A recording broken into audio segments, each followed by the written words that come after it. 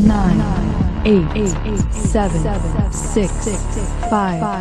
4, 3, 2, 1, 0.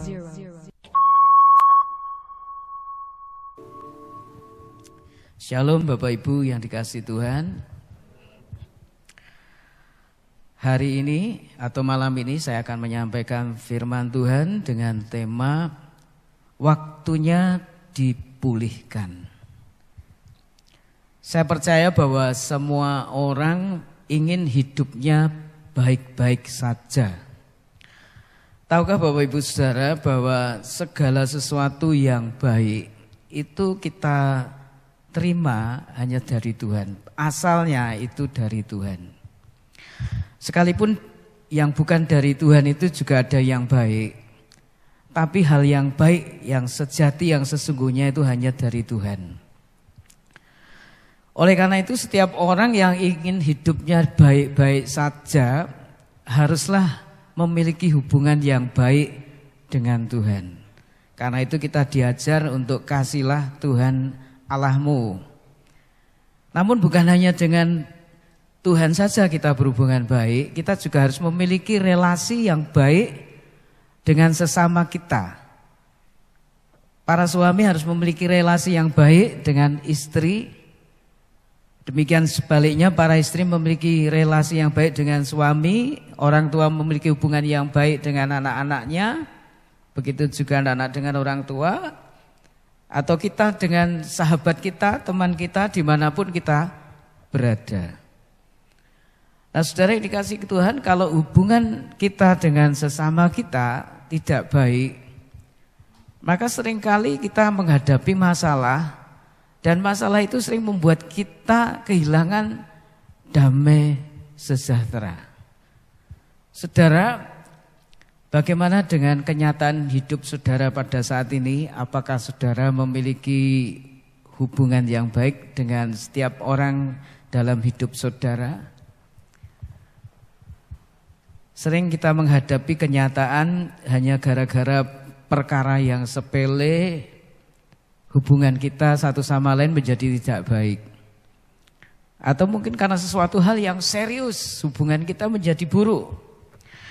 Nah saudara, ada cukup banyak orang yang saat ini hidup dan mengalami konflik baik dengan pasangannya, baik dengan keluarganya, baik dengan orang-orang di sekitarnya, orang-orang terdekatnya.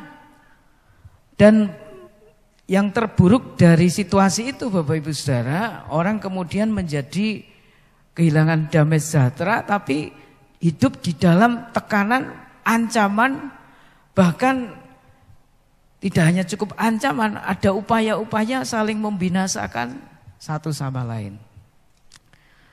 Nah mungkin perseteruan yang terjadi tidak baru saja terjadi, tapi mungkin sudah berlangsung cukup lama. Ada orang yang berkata, saya sudah setahun ini Pak tidak bicara dengan istri saya. Saya berkata kok kuat-kuat ya, setahun orang ngomong. Tapi itu nyata saudara, ada yang seperti itu. Mungkin saudara lebih ringan, baru seminggu ini saling diem-dieman. Atau mungkin saya tidak tahu saudara, mungkin ada yang lebih parah lagi hubungannya dengan orang-orang terdekatnya, dengan keluarganya. Terjadi perang dingin ya. Satu sama lain saling berdiam-diaman. Nah saudara, mungkin menjadi satu pertanyaan, bisakah perasaan benci, perasaan dendam, kesumat, atau kepahitan hati menjadi sirna sehingga bisa terjadi pemulihan hubungan? Saya tahu Bapak Ibu Saudara bahwa perasaan kita tidak enak pada waktu kita masih mengalami masalah di dalam hubungan kita. Sebagai pelayan Tuhan, saya menikah tahun 1988. Sampai hari ini sudah puluhan tahun, mungkin juga saudara begitu, ada yang sudah puluhan tahun menikah. Tapi setiap kali juga pasti ada satu gesekan, itu dengan pasangan saudara. Anak-anak kita juga sudah bertumbuh semakin besar. Mereka juga sudah pandai dalam hal berpikir, dalam hal berbicara, dan mungkin juga sering terjadi gesekan dengan kita orang tuanya. Dengan seorang sahabat yang baik seperti apapun, kita juga mungkin suatu saat bisa terjadi gesekan, konflik, dan berdampak pada perseteruan. Karena itu Bapak Ibu, saya merasa bahwa pemulihan hubungan ini sangat penting buat kita semua, agar kita memiliki damai sejahtera Tuhan kembali. Mari kita membaca Kejadian pasal 33 ayat 1 sampai dengan ayat yang keempat. Kejadian 33 ayat 1 sampai dengan ayat yang keempat. Kita akan membaca 4 ayat ini bersama-sama. Kejadian 33 ayat 1 sampai ayat 4. Ayat yang pertama, mari. Yakub pun melayangkan pandangannya, lalu dilihatnyalah Esau datang dengan diiringi oleh 400 orang. Maka diserahkannyalah sebagian dari anak-anak itu kepada Lea dan sebagian kepada Rahel serta kepada kedua budak perempuan itu. Ayat 2. Ia menempatkan budak-budak perempuan itu beserta anak-anak mereka di muka, Lea beserta anak-anaknya di belakang mereka, dan Rahel beserta Yusuf di belakang sekali. Dan ia sendiri berjalan di depan mereka, dan ia sujud sampai ke tanah 7 kali, sehingga ia sampai ke dekat kakaknya itu.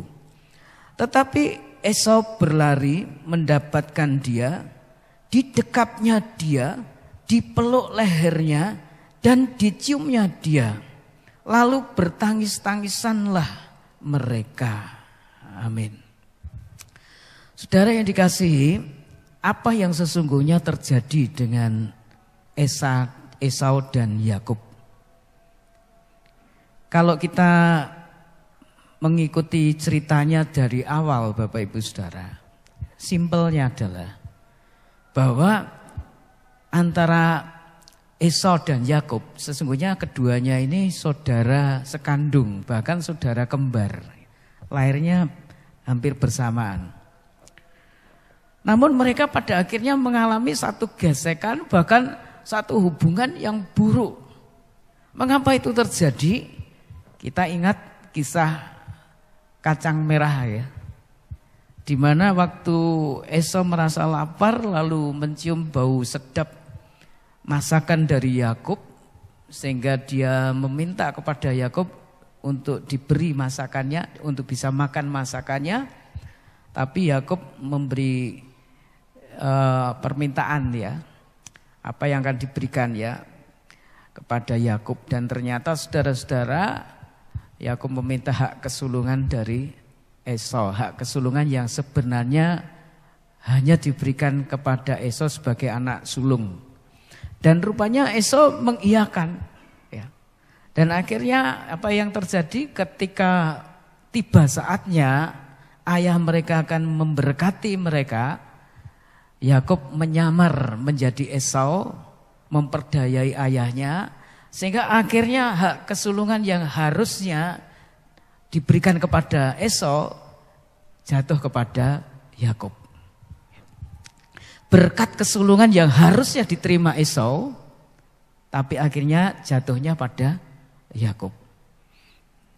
Nah, ketika Esau mengetahui hal ini, saudara-saudara, dia menyesal sekali. Dia marah sekali, ya.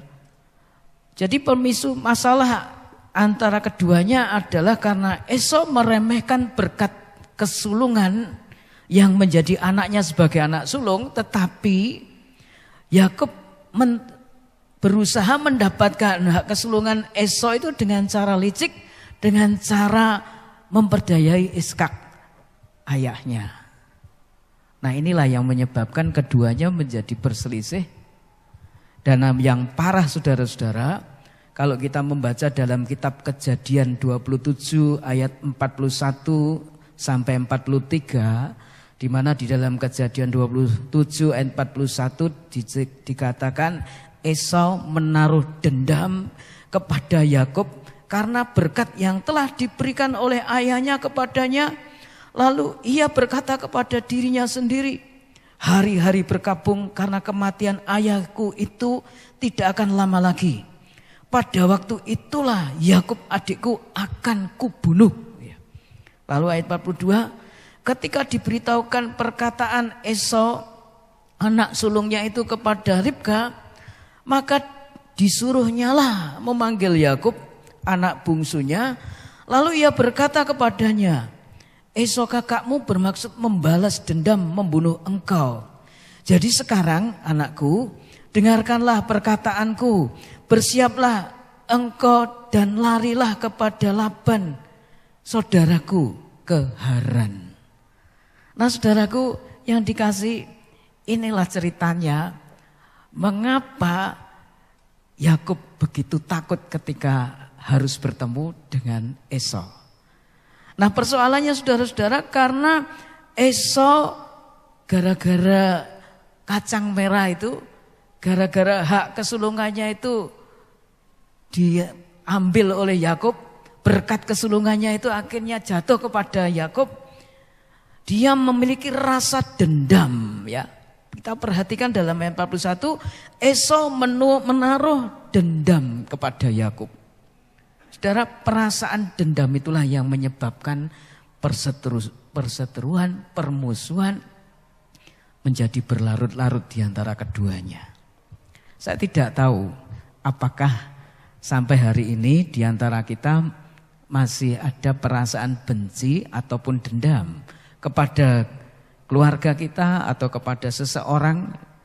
Nah saudara yang dikasih Tuhan, ini satu hal yang harus menjadi perhatian kita. Kalau kita ingin hidup kita bahagia, kalau ingin kita hidup kita baik-baik saja, kalau ingin kita lebih diberkati Tuhan lagi, maka kita harus memiliki hubungan yang baik dengan setiap orang. Jangan sampai kita biarkan ada hal-hal yang menjadi bantu sandungan antara kita dengan seseorang, antara kita dengan keluarga kita, antara kita dengan pasangan kita masing-masing, antara kita dengan anak-anak kita ataupun dengan orang tua kita. Nah saudara-saudara, kalau saat ini ada yang menjadi hal-hal yang menyebabkan hubungan kita tidak baik, maka kita harus bereskan, dan itu yang disebut sebagai pemulihan. Nah bagaimana pemulihan dapat terjadi Bapak Ibu Saudara? Kalau kita membaca dalam kisah yang tertulis dalam Kejadian 33 ayat 3. Saudara, saya tangkap hal yang pertama adalah orang yang bersalah memiliki sikap rendah hati untuk mengakui kesalahan dan memohon ampun. Itulah awal pemulihan. Di dalam ayat 3, Kejadian 33 diceritakan, dan ia itu adalah Yakub, dan ia sendiri berjalan di depan mereka, dan ia sujud sampai ke tanah 7 kali, sehingga ia sampai ke dekat kakaknya itu. Saudara, waktu itu Yakub tahu bahwa kakaknya ingin bertemu dia. Dan dia memang juga sudah tidak tahan untuk berlama-lama hidup di dalam perseteruan dengan kakaknya. Dia sudah cukup lama kehilangan damai sejahtera gara-gara itu. Dia selalu merasa was-was setiap hari. Mungkin merasa juga takut, merasa khawatir. Jangan-jangan kakaknya menemukan dia dan betul-betul mau membunuh dia. Dan dia ingin kalau bisa memang segera dibereskan, segera dipulihkan. Nah saudara, waktu pertemuan itu sudah dirancang mau terjadi, saudara, Yakub ini punya strategi. Pertama itu yang disuruh jalan di depan dalam rombongannya itu budaknya dan anak-anaknya. Rombongan pertama. Rombongan kedua itu istrinya yang bernama Lea. Memang Lea ini dia dapatkan menjadi istri sebenarnya bukan keinginannya ya. Tapi ya karena sudah kalah perjanjian dengan orang tua dari Lea maupun istrinya Ribka itu ya. Jadi dia akhirnya ya menikahi. Dan akhirnya yang kedua jalan di belakang budak-budak. Dan yang paling akhir saudara kita membaca tadi adalah istri yang dia kasihi dan anaknya yaitu Rahel ya, bukan Ribka, maaf, Rahel beserta Yusuf ya berjalan. Dan di depan, dan dia maksudnya adalah kalau nanti terjadi hal-hal yang tidak diinginkan ya sebagian masih bisa melarikan diri. Jadi begitu. Nah saudara, pada waktu bertemu dengan kakaknya, dia bersikap sujud. Dikatakan Yakub bersujud sampai ke tanah, bukan hanya sekali, bahkan 7 kali. Nah saudara, sujudnya Yakub itu menunjukkan apa? Menunjukkan kerendahan hatinya, penyesalannya, menunjukkan bahwa dia merasa bersalah, mengaku bersalah dan mohon diampuni. Itu yang terjadi pada waktu Yakub itu sujud di hadapan Esau. Jadi saudara, memang demikian, bahwa kalau seseorang memiliki kesalahan dengan kawannya ataupun dengan keluarga atau dengan pasangannya, harus mau rendah hati. Kuncinya adalah rendah hati. Bagaimana mungkin orang yang tinggi hati mau mengaku salah? Bagaimana mungkin orang yang sombong mau minta maaf? Pasti ada perasaan gengsi. Nah, saya mau sampaikan di sini Bapak Ibu bahwa pemulihan itu terjadi, bisa terjadi bila ada pengampunan. Namun pengampunan itu akan diberikan bila orang yang bersalah mau mengakui dosa ataupun kesalahannya. Jadi saudara yang dikasihi Tuhan, kalau melalui 1 Yohanes pasal yang pertama ayat 9, Tuhan itu mengajar kepada gerejanya, kepada kita, jika kita mengaku dosa kita, maka Ia adalah setia dan adil sehingga Ia akan mengampuni segala dosa kita dan menyucikan kita dari segala kejahatan. Hendaknya kita praktekkan bukan hanya di hadapan Tuhan, tapi juga di hadapan sesama kita. Pada waktu kita bersalah dan kita tersadarkan bahwa kita salah, kita harus memiliki kerendahan hati untuk mau mengakui dosa. Ya, saya bersalah. Ya, saya keliru. Ini satu hal yang penting Bapak Ibu. Dan bukan hanya mengaku salah tapi juga minta maaf. Ada beberapa orang yang merasa bahwa sikap seperti itu akan membuat dia tidak dihargai. Dia menjadi kurang berharga, direndahkan.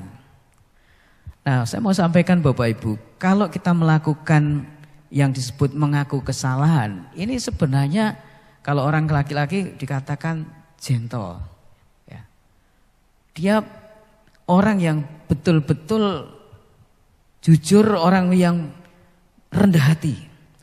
Dan oleh Allah saya percaya orang demikian ini ditinggikan. Dia adalah orang yang bernilai di hadapan Allah, bukan orang yang rendahan. Bukan orang yang patut dipandang rendah, orang yang mau mengakui kesalahan itu seseorang yang luar biasa. Apalagi kalau mengaku salahnya itu di depan orang banyak. Nah saudara, di dalam surat Yakobus juga kita membaca bahwa hendaklah kita sebagai sesama saudara seiman ataupun kita di dalam satu komunitas, kita itu saling mengaku dosa kita, saling mendoakan supaya sembuh, supaya pulih, ya. Nah, Bapak Ibu saudara kasih Tuhan, bila kita saat ini terlibat konflik perseteruan ataupun ya perselisihan, di mana posisi kita?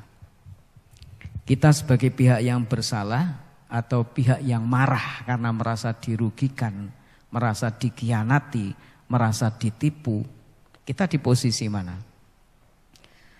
Kalau kita sadar bahwa kita di posisi sebagai yang bersalah, sehingga menyebabkan perseteruan terjadi, perselisihan terjadi, maka hari ini kita harus putuskan, saya harus berbicara, mengaku salah. Saya harus belajar rendah hati untuk minta diampuni. Memang saudara, ada kejadian orang mengaku salah, mengaku dosa, tapi tidak menyelesaikan masalah. Masalahnya malah tambah ruwet. Orang yang mendengar pengakuan dosa kita tidak siap mental mendengar kenyataan apa yang kita perbuat, jadi tambah marah. Marah besar, ngamuk, histeris. Nah saudara, memang dalam mengaku kesalahan ini perlu hikmat ya. Kita harus memastikan bagaimana cara yang bijaksana kita berbicara tentang kesalahan kita, tentang pengakuan salah kita. Jangan sampai pengakuan salah kita itu membuat dia shock dan kita sampaikan orang ini belum siap mental kalau mendengar bahwa kita telah berbuat ini dan itu berbuat kesalahan. Memang ada orang yang sudah tahu dia ini penyebabnya atau kita inilah penyebabnya. Tapi dia mungkin belum paham secara detail kesalahan apa, seperti apa. Nah perlu hikmat Tuhan Bapak Ibu, tapi prinsipnya adalah memang kita harus mengaku bersalah. Jangan malah sebaliknya kita mempersalahkan orang lain atau mempersalahkan dia yang sedang berkonflik dengan kita. Tidak akan memulihkan keadaan. Sekali lagi Bapak Ibu, sikap tinggi hati, mau menangnya sendiri, merasa paling benar, tidak akan pernah memulihkan keadaan menjadi lebih baik atau baik seperti semula. Jadi malam hari ini Bapak Ibu Saudara yang dikasihi Tuhan, miliki kerendahan hati. Mau introspeksi diri. Dan kalau bersalah, mengakui kesalahan. Dan kalau kita minta diampuni, katakan, saya minta diampuni. Pada waktu saya berbuat salah, di depan istri saya, anak-anak saya kumpulkan mereka. Dan saya berkata, maaf papa salah, papa keliru. Ampuni papa. Dan waktu itu saya lakukan Bapak Ibu Saudara, keadaan yang tadinya tidak enak, tadinya tidak ada damai sejahtera, saya merasakan satu keadaan damai sejahtera yang luar biasa. Ketika terjadi kami saling mengampuni, kemudian berdoa bersama-sama, luar biasa. Damai sejahtera Allah turun atas kami. Nah saudara yang kekasih dalam Tuhan, hal yang kedua yang kita baca dalam kisah antara Esau dan Yakub tadi, ketika Yakub bertemu dengan Esau, apa yang dilakukan Esau? Saudara, dikatakan bahwa Esau waktu bertemu dengan Yakub, dia dikatakan dalam ayat yang ke-30, ayat yang keempat, Kejadian 33 ayat 4, tetapi Esau berlari mendapatkan dia, didekapnya dia, dipeluk lehernya dan diciumnya dia, lalu bertangis-tangisanlah mereka. Nah saudara yang dikasihi Tuhan, walaupun awalnya Esau itu marah, geram, dia dendam, dia ingin segera membalas dendam, ingin segera membunuh Yakub. Tapi setelah waktu berlangsung beberapa lama, ternyata itu tidak terjadi. Yang terjadi adalah ketika Esau bertemu dengan Yakub, Esau berlari mendapatkan Yakub, mendekapnya, dipeluk lehernya, bukan untuk dicekik ya biar mati, tapi dipeluk lehernya, diciumnya. Saudara, hal ini menyatakan kepada kita semua bahwa Esau adalah orang yang berhasil mematikan perasaan dendamnya. Jadi pemulihan dapat terjadi apabila orang yang marah mematikan perasaan amarahnya, dendamnya, dan melepaskan pengampunan, maka pemulihan terjadi. Nah saudara, kalau kita bukan orang yang berbuat kesalahan, mungkin kita sebagai orang yang merasa dirugikan selama ini, sebagai orang yang merasa ditipu selama ini, pasti perasaannya sangat jengkel saudara. Mungkin sudah berkata selama ini, aduh kok bodoh menaku iki, kok ya gelem-geleme aku di ngono-no, ya. Kok ya aku polos-polos men, saiki dikhianati, jengkel Bapak Ibu, marah. Nah saudara, selama kita masih menyimpan amarah, menyimpan dendam, selama itu juga hidup kita tidak ada damai sejahtera. Selama itu juga tidak ada pemulihan. Selama itu juga hubungan kita dengan orang yang membuat kita marah tidak pernah menjadi baik. Karena itu Bapak Ibu Saudara, kita perlu yang namanya kasih. Kasih yang dipraktekkan dengan cara apa? Mematikan perasaan dendam kepada setru kita. Amarah yang besar kepada setru kita. Saudara, Esau berhasil mematikan perasaan dendamnya kepada Yakub. Dan Esau telah melepaskan pengampunan kepada Yakub. Itu yang menyebabkan dia bisa memeluk, menciumi Yakub, bahkan sama-sama menangis. Ini satu hal yang luar biasa. Dua orang yang berseru bertemu, bisa saling mengasihi, bisa mengampuni, ini luar biasa. Nah saudara, hubungan Esau dan Yakub dipulihkan. Jadi kalau pada hari ini kita menyadari bahwa kita perlu pemulihan satu hubungan, baik dengan keluarga kita, pasangan kita, atau siapapun. Kalau kita merasa sebagai orang yang benar, dan memang pasti bahwa sebenarnya yang bersalah itu orang lain. Tapi yang terpenting adalah ketika orang itu sudah menyadari kesalahannya, terlebih datang meminta ampun kepada kita, maka kita harus dengan sukacita melepaskan pengampunan, melepaskan kasih, dan mendoakan mereka dengan doa yang baik. Bukankah ajaran Tuhan Yesus itu juga seperti itu? Bukankah apa yang diajarkan oleh rasul-rasul itu kepada gereja-gereja Tuhan itu ya seperti itu? Kalau kita membaca dalam Ibrani 12 ayat 15, saudara, dikatakan, jagalah supaya jangan ada seorang pun menjauhkan diri dari kasih karunia Allah, agar jangan tumbuh akar pahit yang menimbulkan kerusuhan dan yang mencemarkan banyak orang. Saudara, Rasul Paulus menulis surat Ibrani kepada orang-orang Kristen Ibrani, agar mereka jangan sampai menjauhkan diri dari kasih karunia Allah. Dari berbagai terjemahan yang saya baca, saya dapat simpulkan begini saudara. Orang yang keluar dari lingkungan kebaikan hati Allah, dalam dirinya akan mudah muncul perasaan pahit hati yang menimbulkan banyak kesulitan dan merusak kehidupan rohani banyak orang. Jadi ketika seseorang itu muncul kepahitan hati, muncul dendam, sesungguhnya orang itu sudah keluar dari lingkungan kebaikan hati Allah. Hati-hati Bapak Ibu. Jadi ketika kita masih menyimpan perasaan marah, dendam, bahkan akar pahit, kita ini keluar dari lingkungan kebaikan hati Allah. Kita tidak termasuk di dalamnya. Kalau mungkin orang-orang ada di dalamnya, tapi kita di luar. Dan apa yang terjadi saudara kalau kita masih tetap memilih untuk mempertahankan dendam, mempertahankan pahit hati, apa yang terjadi saudara? Sikap kita itu bisa menimbulkan banyak kesulitan.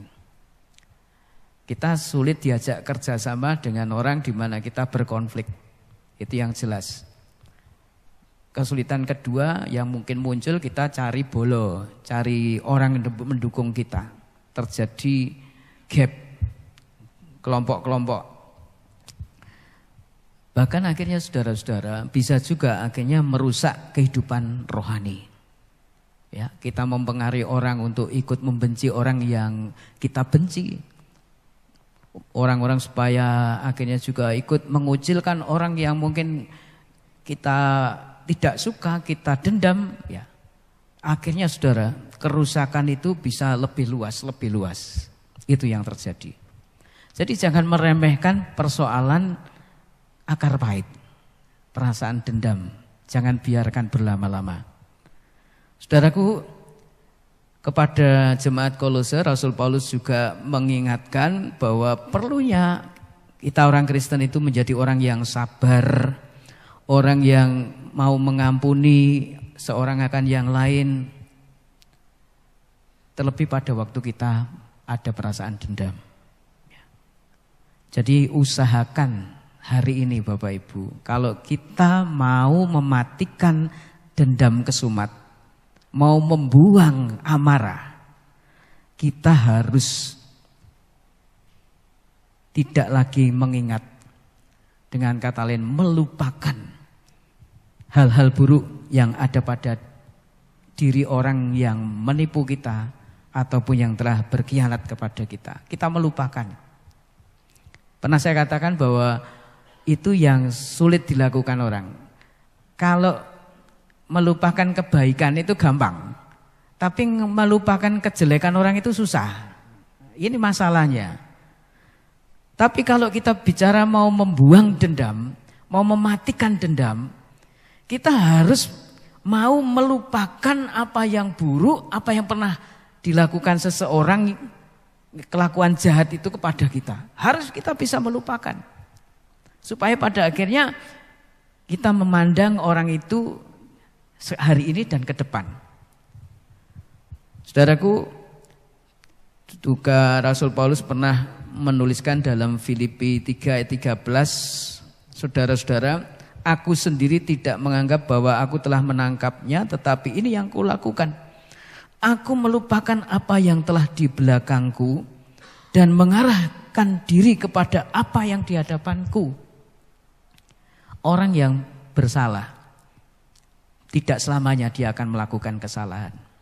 Orang yang bersalah setelah menyadari kesalahannya, bertobat, minta ampun, kita ampuni. Orang itu bisa berubah Bapak Ibu. Berubah jadi baik. Ada orang-orang yang bertemu seseorang yang membuatnya jengkel, yang menipunya, berbuat jahat padanya, tapi orang itu ternyata di waktu kemudian mengalami perubahan. Dia bertobat, dia jadi orang yang baik, bahkan dia bisa bekerja sama dengan orang itu untuk hal-hal yang baik juga. Jadi tidak selamanya orang jahat, orang bersalah itu akan terus berbuat salah. Kita sendiri bukanlah manusia sempurna. Kita sendiri juga orang yang pernah berbuat kesalahan. Jadi siapa sih kita kok sampai tidak bisa melupakan kesalahan orang? Apakah kita senang kalau kesalahan kita juga diingat-ingat orang? Apakah senang kalau orang juga menaruh dendam kepada kita? Tentu kita juga tidak suka. Karena itu mari kita lakukan. Kalau bulan lalu kita diajar untuk hukum peraturan emas, ya, mari kita praktekkan juga dalam hal ini. Peraturan emas itu, bahwa kalau apa yang kita inginkan orang perbuat pada kita, perbuatlah. Kalau kita ingin diampuni, ampunilah. Kalau kita ingin orang tidak mengingat-ingat kesalahan kita, ya mari jangan kita mengingat-ingat kesalahan mereka. Dan yang sebaliknya Bapak Ibu, kita harus memikirkan hal-hal yang baik. Bukankah Rasul Paulus juga pernah berkata dalam Filipi 4 ayat 8, Filipi 4 ayat 8, jadi akhirnya saudara-saudara, semua yang benar, semua yang mulia, semua yang adil, semua yang suci, semua yang manis, semua yang sedap didengar, semua yang disebut kebajikan dan patut dipuji, pikirkanlah semuanya itu. Orang yang jelek seperti apapun pasti ada kebaikannya. Orang yang lemah seperti apapun pasti ada kelebihan-kelebihannya. Nah saudaraku, kita diajar dan diingatkan untuk memikirkan apa yang benar, yang mulia, yang adil, yang suci, yang manis, yang sedap didengar, yang disebut kebajikan dan patut dipuji. Kita diajar untuk memikirkan itu. Mari kita melihat secara positif orang-orang di sekitar kita, termasuk juga orang yang menjengkelkan kita. Hal-hal baik apa yang ada pada orang itu. Hal-hal yang berprestasi ya dari orang itu apa? Kelebihan-kelebihan dari orang itu apa? Jangan selalu melihat jeleknya, buruknya terus. Ya. Nah saudaraku, sebagai orang yang ingin diampuni Tuhan, kita juga harus mengampuni. Tuhan berfirman, kalau seseorang tidak mengampuni saudaranya, maka Bapa di surga juga tidak mengampuni kesalahannya. Apakah kita juga termasuk orang yang diampuni Tuhan? Kalau kita berkata, ya, yes, amin, saya termasuk orang yang diampuni Tuhan, berarti kita juga sudah harus mengampuni orang yang sudah bersalah kepada kita. Amin. Bapak Ibu, mari kita berdoa. Kita datang kepada Tuhan, mari kita bereskan hal-hal yang tidak baik di antara kita dengan keluarga kita, dengan pasangan kita, dengan orang-orang yang di antara kita. Kita akan berdoa, namun sebelumnya kita akan angkat satu pujian. Bapa pulihkan. Kita adalah bagian dari umat Allah. Kita mau sujud dan berdoa, mencari wajah Allah. Bukan hanya berdoa meminta saja, tapi mari kita berkomitmen berbalik dari jalan kita yang jahat, yang salah. Dan kita minta anugerah pengampunan dari Tuhan. Dan minta pemulihan yang dari Tuhan. Pemulihan hubungan antara kita dengan orang-orang di sekitar kita. Kami umat-Mu rendahkan diri, sujud dan berdoa.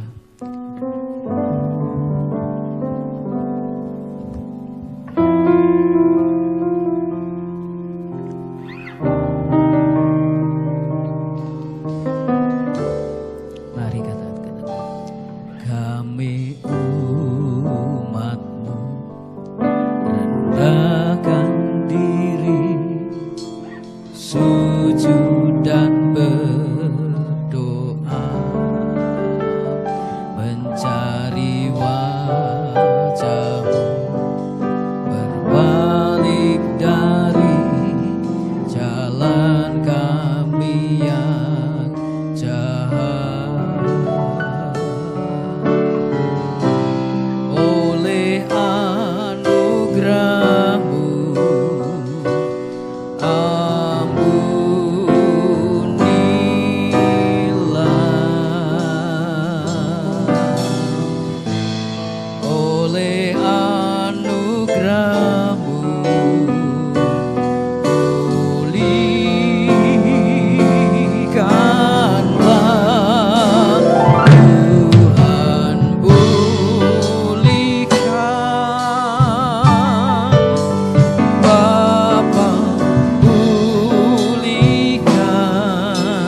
kembalikan bangsa kami, kembalikan bangsa kami kepadamu.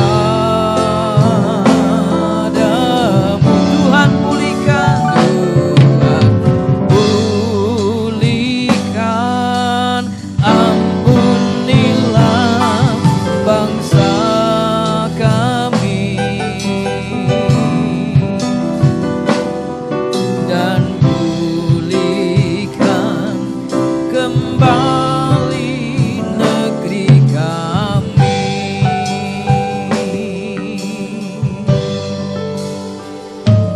Kami umat-Mu merendahkan diri, sujud dan berdoa,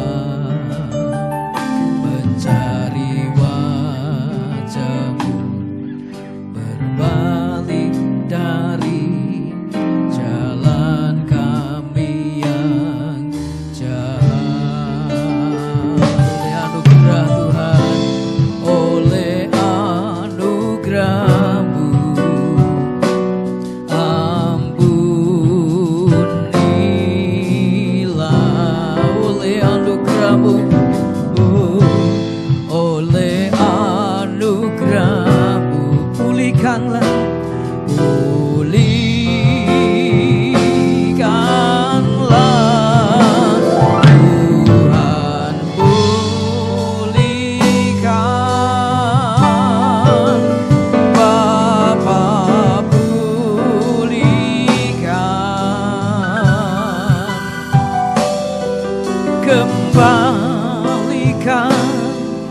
bangsa kami kepadamu.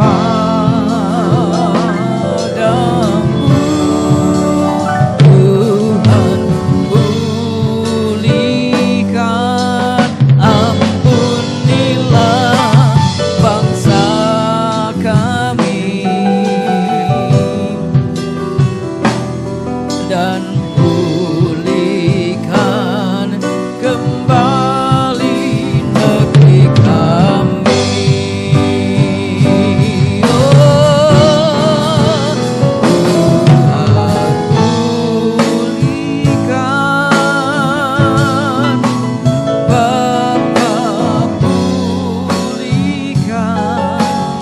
Kembalikan keluarga kami, kembalikan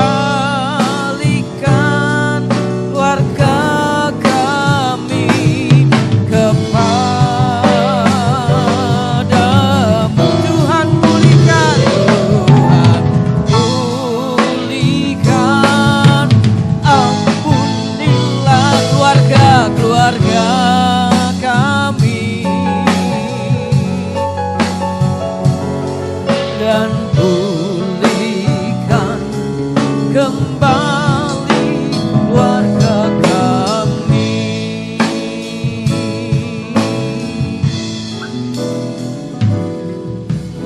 Bapa Ibu surga,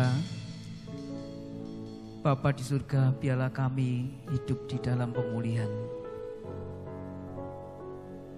Kalau inilah waktunya keselamatan dari Tuhan, inilah waktunya juga Tuhan memulihkan keluarga kami, memulihkan hubungan kami dengan seseorang yang selama ini kami berkonflik, selama ini kami berseteru, selama ini kami bermusuhan, selama ini kami tidak saling bicara.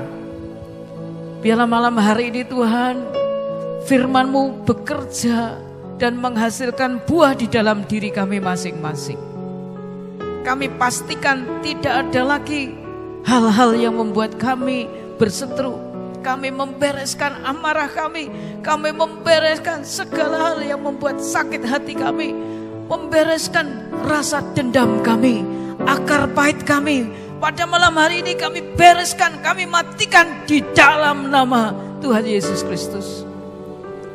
Dan biarlah Tuhan damai sejahtera-Mu tercurah berlimpah atas diri setiap kami. Sehingga mulai hari ini, mulai besok, kami sudah mengampuni. Kami akan memulai berbicara. Kami akan memulai satu relasi yang lebih baik.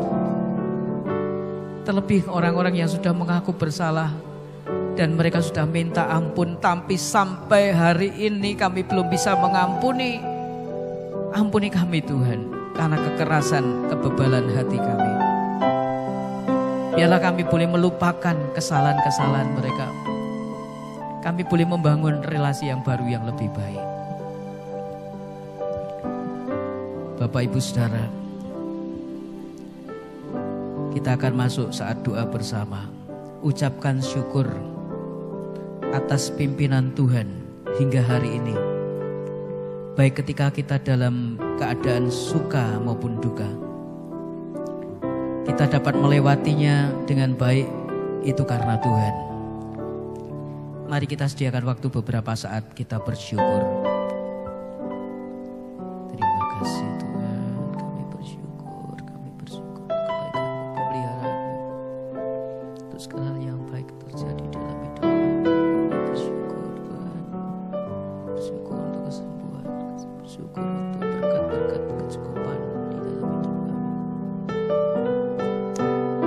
Terima kasih Tuhan. Terima kasih Tuhan, terima kasih.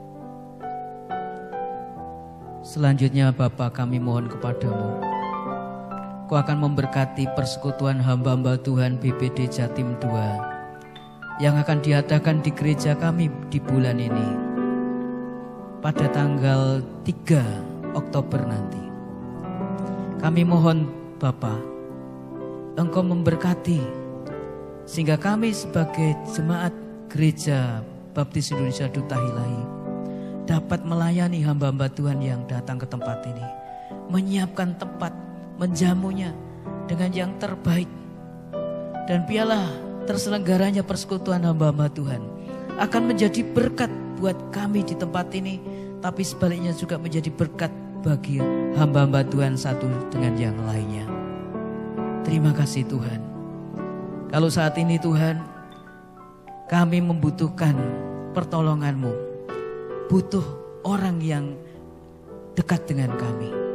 Sebagaimana hamba-hamba Tuhan saling menguatkan satu sama lain, biarlah kami juga menemukan orang-orang yang bisa bersahabat dengan kami, yang Kau pakai menjadi berkat buat kami. Tapi sebaliknya biarlah Tuhan Kau jadikan kami juga berkat buat saudara-saudara kami yang membutuhkan pertolongan. Bersama-Mu Bapa, kami mau lewati semua.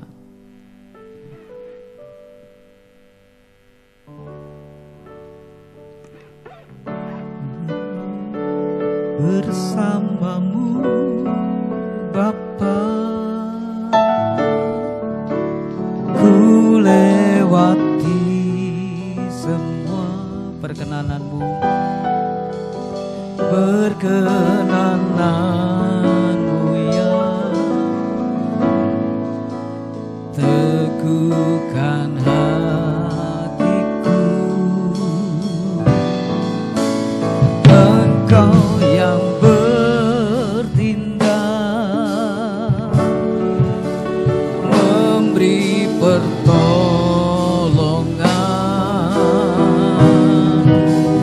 anugerah-Mu besar melimpah bagiku.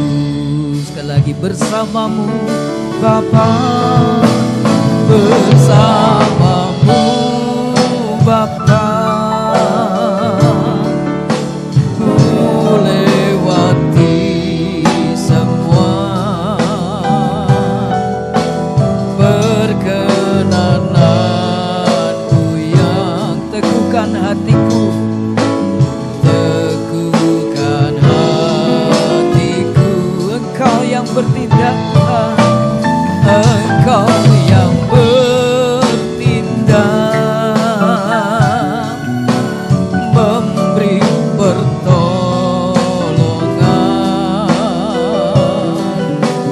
anugerah-Mu besar melimpah bagiku. Bersama-Mu Bapa, oh, bersama-Mu Bapa, kami mau lewati semua, ku lewati semua perkenananmu yang teguhkan hatiku. Engkau yang bertindak Tuhan, Engkau yang bertindak, memberi pertolongan, anugerah-Mu besar berlimpah bagiku. Anugerah-Mu besar berlimpah bagi kami. Anugerah-Mu besar berlimpah bagiku.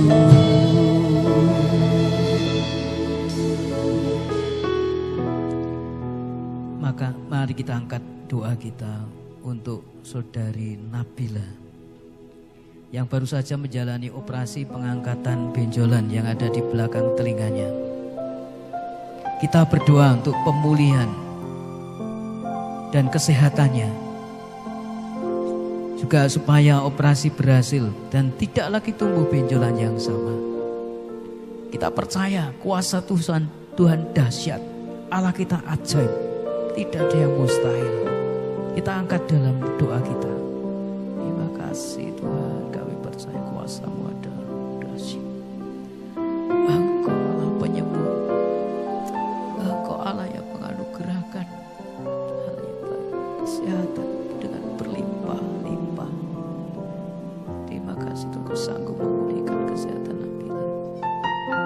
Dan juga proses pemulihan terjadi karena pertolongan Tuhan, berkat Tuhan.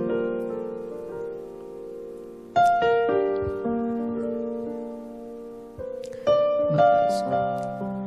Kalau Tuhan Yesus datang ke dunia ini adalah untuk menyelamatkan kita, orang-orang berdosa, supaya tidak binasa. Tuhan tidak hanya ingin kita saja yang selamat, tapi juga Tuhan ingin jiwa-jiwa yang lain diselamatkan.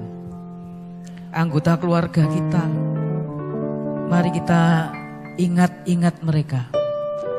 Berapa banyak di antara mereka yang belum mengenal Tuhan Yesus, belum mau percaya Tuhan Yesus. Mari kita ingat akan saudara-saudara kita, teman-teman kita, tetangga kita. Mari kita berdoa agar mereka beroleh kesempatan mendengar Injil dan mereka dijamah Tuhan sehingga membuka hati untuk percaya kepada Tuhan Yesus Juru Selamat kita. Kami datang kepadamu Tuhan, kami mohon supaya Tuhan akan melawat saudara-saudara kami, keluarga kami, baik ada di Solo, di Surabaya, di Cirebon, yang ada di berbagai tempat, di Jawa Barat, di Jakarta. Mereka percaya mendengar Injil, percaya pada Tuhan. Mengingat saudara-saudara kami, tetangga-tetangga kami ada banyak di antara mereka yang masih belum mendengar Injil ataupun mengeraskan hati. Mari Tuhan akan jamah lawat mereka, jamah hatinya, membuka diri Tuhan. Masih mereka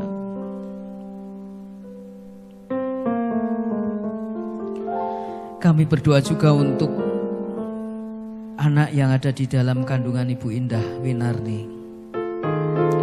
Biarlah Tuhan akan menjamah, melindungi, memberkatinya, sehingga sejak dari kandungan Tuhan menopang, bahkan pada waktunya nanti terlahir dalam keadaan yang baik, secara fisik sempurna, dan juga bertumbuh menjadi anak-anak yang takut akan Tuhan, yang mengasihi keluarganya.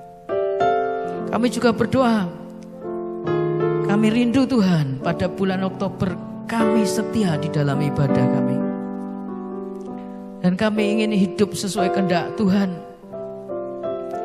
menjadi berkat bagi jemaat maupun bagi keluarga kami. Karena itu Tuhan, nyatakan apa yang hendak Engkau katakan, Engkau firmankan kepada kami. Nyatakan kepada hamba-Mu Pendeta Tri, kepada hamba-Mu untuk jemaat di cabang Kalangbret. Terima kasih Tuhan, Engkau sungguh baik. Terima kasih Tuhan. Dan sekarang ini juga kami berdoa untuk jemaat yang dalam pergumulan beban yang berat. Mungkin dalam pekerjaan, dalam usahanya menanggung beban yang berat. Mungkin ada yang mengalami kegagalan, usahanya belum berhasil. Tolong Tuhan, Engkau nyatakan apa yang perlu supaya berhasil, apa yang perlu dilakukan. Biarlah pekerjaannya, profesinya, karirnya bertumbuh, usahanya berhasil. Sekalipun kami dalam lembah kelam, kami tidak takut, sebab Engkau ada bersama kami. Terima kasih Tuhan, terima kasih. Dalam nama Yesus kami berdoa. Kami dalam lembah kelam.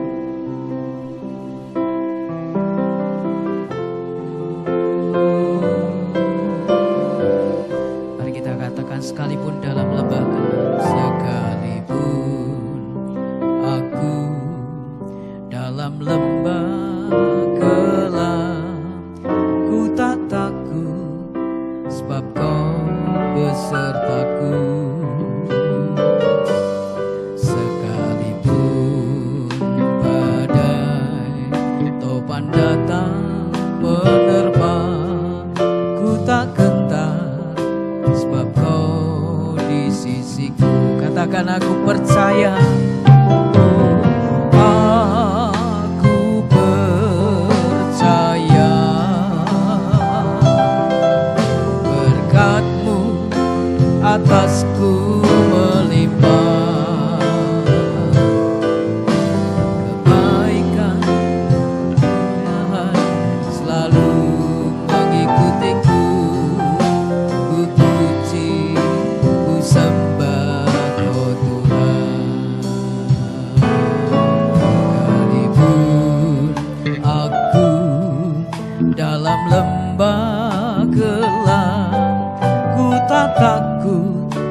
sebab kau besertaku. Sekalipun badai topan datang menerpa, ku tak gentar sebab kau di sisiku. Aku percaya Tuhan, aku percaya berkat-Mu atasku melimpah, berkat-Mu atasku melimpah. Kebajikan, kemurahan selalu mengikutiku. Ku puji, ku sembah, oh aku percaya. Oh aku percaya berkat-Mu atasku melimpah. Kebajikan, kemurahan selalu mengikutiku. Ku puji, ku sembah, oh Tuhan. Kebajikan, kemurahan, kebajikan, kemurahan selalu mengikutiku. Ku puji, ku sembah, oh Tuhan. Ku puji, ku sembah Kau Tuhan. Ku puji, ku sembah Kau Tuhan. Mari berdoa untuk para pelayan ibadah minggu, baik minggu pagi, minggu sore.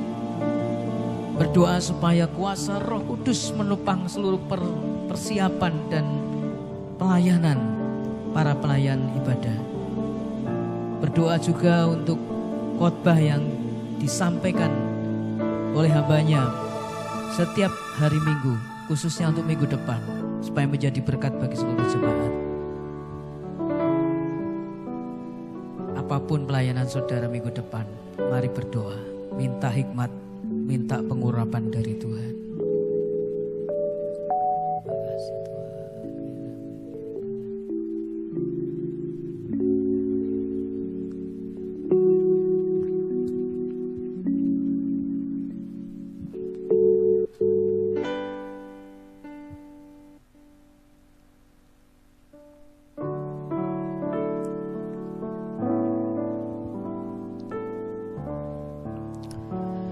Kami teringat juga saudara-saudara kami, kakek nenek kami, om pak D kami di gereja ini. Kami mohonkan kepadamu Tuhan, berkat kesehatan buat mereka,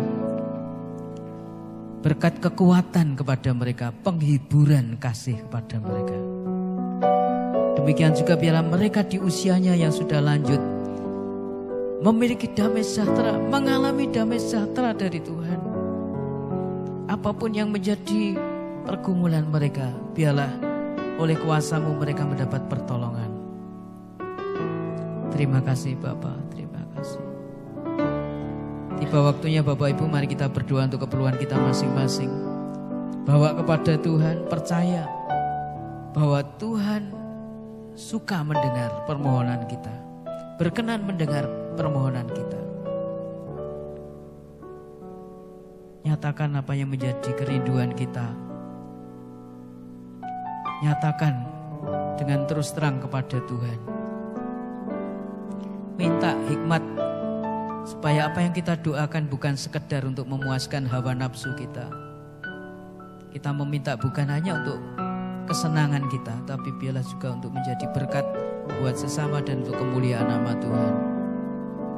Sesuai kehendak Tuhan.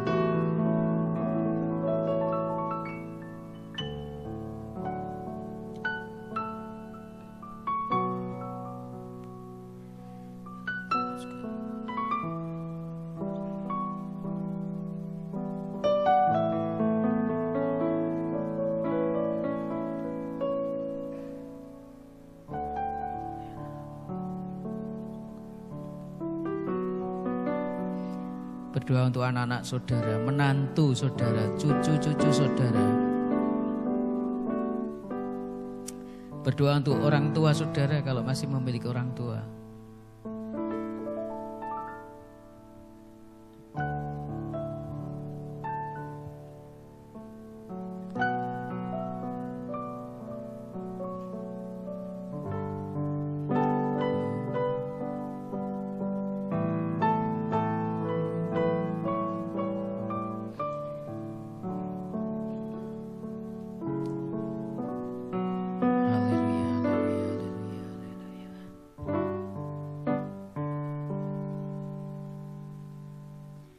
Terima kasih Yesusku, anugerah yang Kau beri hari ini. Tuhan adakan syukur bagimu. Terima kasih Yesusku, buat anugerah yang Kau beri hari ini. Tuhan adakan syukur bagimu. Sebab hari ini Tuhan berkati, sebab hari ini Tuhan berkati, syukur bagimu.